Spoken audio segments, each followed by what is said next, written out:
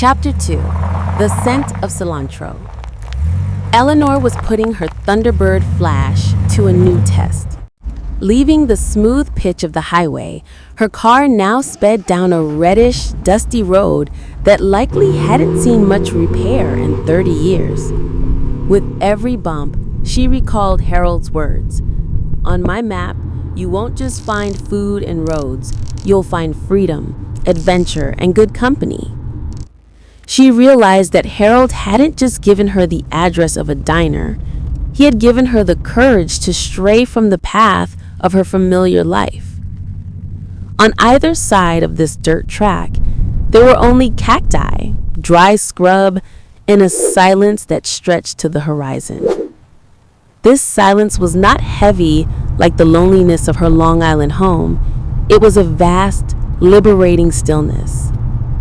As the sun began to sink behind the red western hills, Eleanor spotted a small adobe structure, its door and window frames painted light blue. The nameplate was almost illegible, but she knew this was the small cooking establishment where she had been directed. Lights spilled from the interior, and the air carried an intense aroma of roasted chilies, cumin, and fresh cilantro, a scent that was the complete opposite of the stale air in her house. The place opposite the diner was called La Fonda Vieja, which means the old kitchen. It was a tiny room with only 5 tables, and a worn wooden stove glowed faintly in one corner. An elderly woman named Maria greeted Eleanor. Maria's eyes were as calm as Harold's, but her hands bore the marks of years spent kneading dough and chopping vegetables.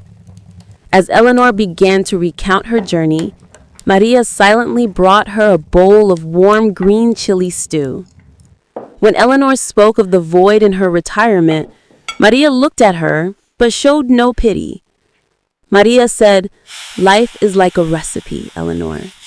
When an ingredient gets old, you must discard it. To make a good stew, you need fresh chilies and patience.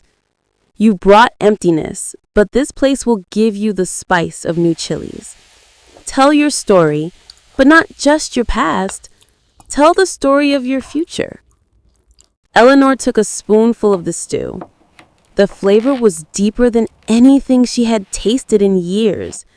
It wasn't just food. It was the essence of the earth, the care of generations, and the history of the people. Maria hadn't just fed her. She had taught her to think about the new ingredients of her life. Eleanor understood. Harold's map wasn't just a list of restaurants. It was a list of places where people still took time to tell and listen to stories.